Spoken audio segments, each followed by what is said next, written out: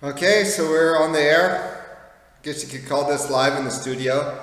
So there was a video all over the American news today of a man beating a woman on the streets of a major American city.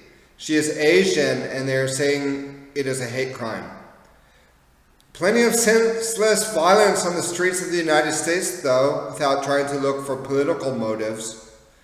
She is on her way to church, and just out of nowhere, the man kicks her in the stomach and then proceeds to pummel her with kicks in the head and in the stomach.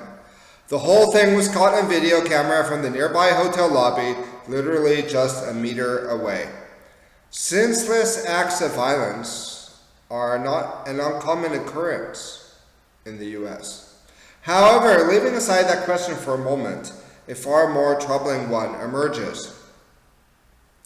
As we watch the video looking out at glass from the hotel lobby, first one security guard just watches. Then two more security guards join him, watching as she continues to be kicked in the chest and shoulders repeatedly. What do? They calmly close the door. Are these men naturally cowards? Football players, big American football players, they look like it.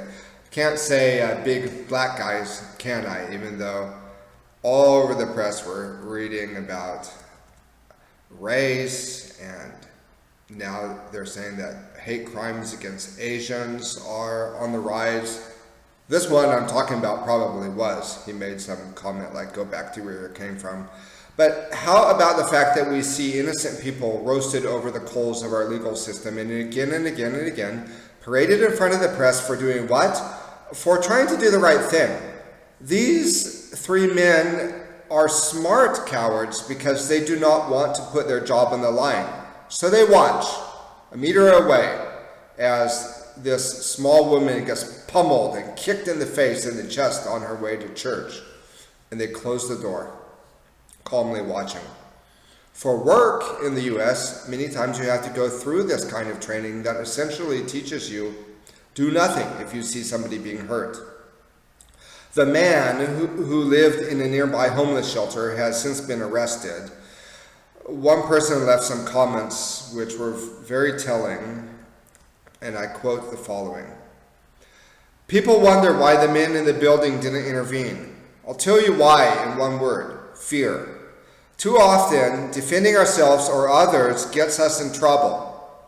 Even coming to someone's aid is risky if we do the wrong thing or the right thing in the wrong way. We live in an age of what I call legal terrorism. We have done this to ourselves. And until we fix this, too often people will refuse to get involved. Consequently, people will look the other way and or do what we are told. Call 911. Help will arrive in minutes when it's needed in seconds. Help will arrive in minutes when it's needed in seconds. I used to live in California, and this is me talking now, and one of the guys I knew was a lawyer, specialized in gun crime and gun rights. He had a client who was in his 70s and was a doctor. This happened in Marin County, just north of San Francisco. There was a case of road rage. Over a dispute about how a car was passed on the road, this angry driver follows this doctor home, and as the doctor is entering the garage and closing it electronically, still in his car, he hears the other car of the angry driver crashing against the closed garage. The doctor runs into his house and grabs a gun. He fires the gun over the top of the other car. Car leaves.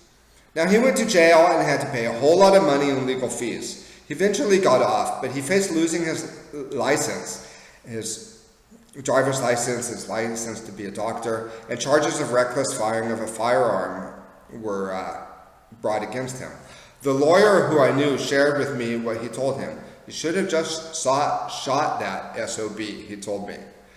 The way the law works in California is if you really think your life is in danger, you shoot to kill. Otherwise, if you just shoot off warning shots, the police and the courts and the judges and the district attorneys, everyone will not take you seriously that your life is threatened.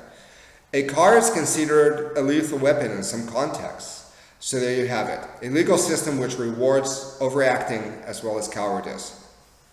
I took the Greyhound bus a lot in the US, and I was in a position of special access to the drivers because I would sit up front and I would listen to their stories. One of these stories had gone national during the time. A guy on this passenger bus whips out a big hunting knife and proceeds to cut the head off of a passenger while all the other passengers slowly exit the bus and watch in horror from the outside. The news articles presented it as funny in the sense of being creepy and unusual, and in none of the articles did they seem to present that there was anything wrong. Not correct? How about unusual? And the fact that the passengers watched outside in fear as another passenger got decapitated. Are you kidding me? Where were the men who quietly exited the bus? This was how it was presented in the news, let alone the reality or not. It's true, though, that in the U.S. we are trained to not intervene, even when someone's life is in danger. Arguably, the woman on her way to church who got pummeled in front of these three big black guys, arguably her life was in danger. The guys, though, were smart because they know what happens to good guys who try to do the right thing. The news articles and accounts from drivers said that after the man on the passenger bus decapitated the woman's head, he proceeded to hold it up so that all those standing outside could see. That is like the three big black guys inside the hotel lobby watching as the Asian woman got the you-know-what kicked out of her. Our culture has very quickly, over the course of my lifetime, gone non-interventionist.